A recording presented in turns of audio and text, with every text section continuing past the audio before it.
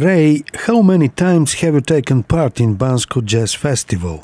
Yeah, this will be the third time. The first two times that I did it, I was a guest with another band, really. It was Heine Outbarts, the drummer's band, but this is the first time that I'm going to do the festival with my own band from the UK.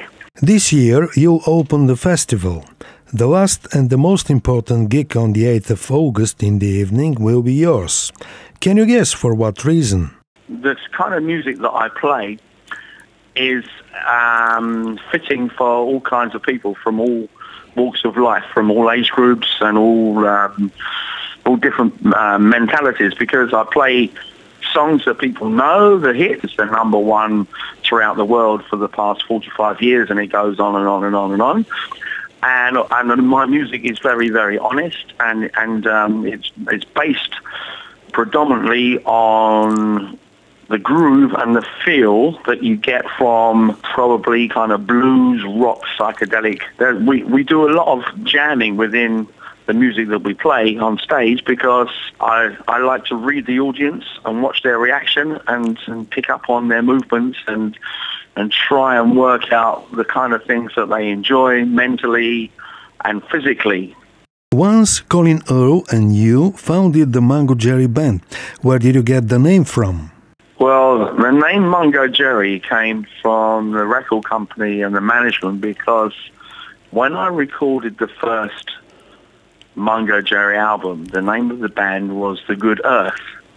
And in fact, it wasn't actually Colin Earl that was the founder or the co-founder of the band. I actually got the idea to play the particular kind of music that I was playing in the around about late 1968 through 69 into the beginning of 1970, when we recorded with another guy by the name of Joe Rush that I happened to work with in the research laboratory for Timex. And Joe was a double bass player, and he also played some percussion.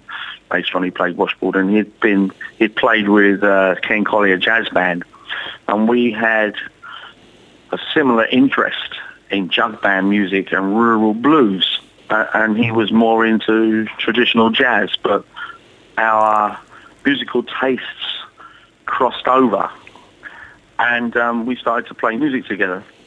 I was playing rock and roll with Colin Earl, and he eventually joined up with us as a three-piece, and we got lots of jobs to play at colleges and universities and clubs and pubs and just about every kind of venue you can imagine. And eventually Joe left the band, and he was replaced by another double bass player. His name was Mike Cole.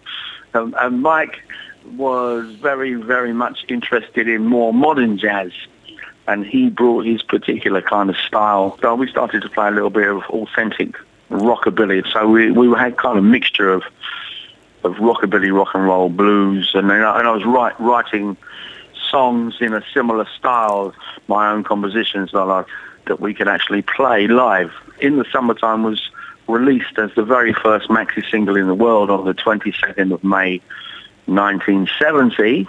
A name had been pulled out of a hat, which happened to be Mungo Jerry, and we did the first Mungo Jerry show on the 23rd of May 1970, which was actually at the Hollywood Music Festival. We played in front of about 35,000 people and stole the show on the Saturday night.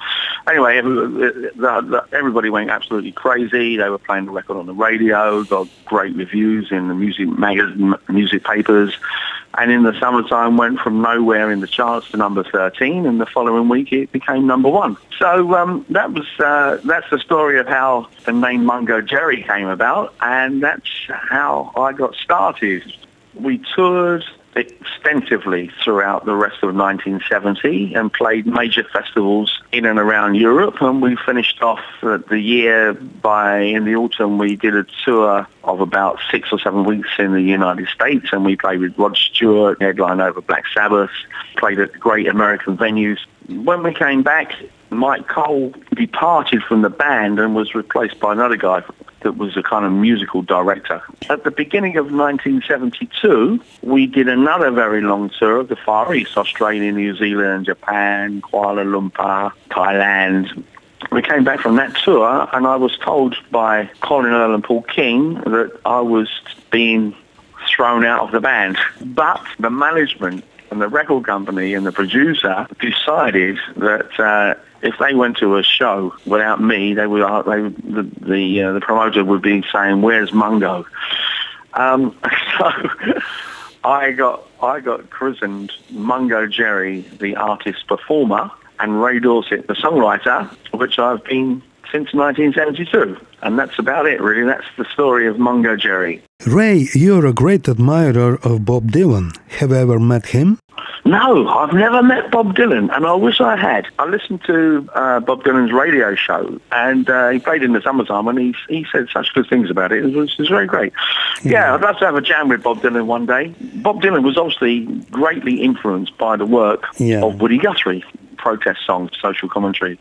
And of course, I was kind of a big admirer of Woody Guthrie. I've read Born to Win and the other stuff. And so it'd be great to catch up with Bob Dylan. You know, Bob Dylan, Bruce Springsteen, all these kind of guys that have got that great kind of history of being influenced by those iconic American performers.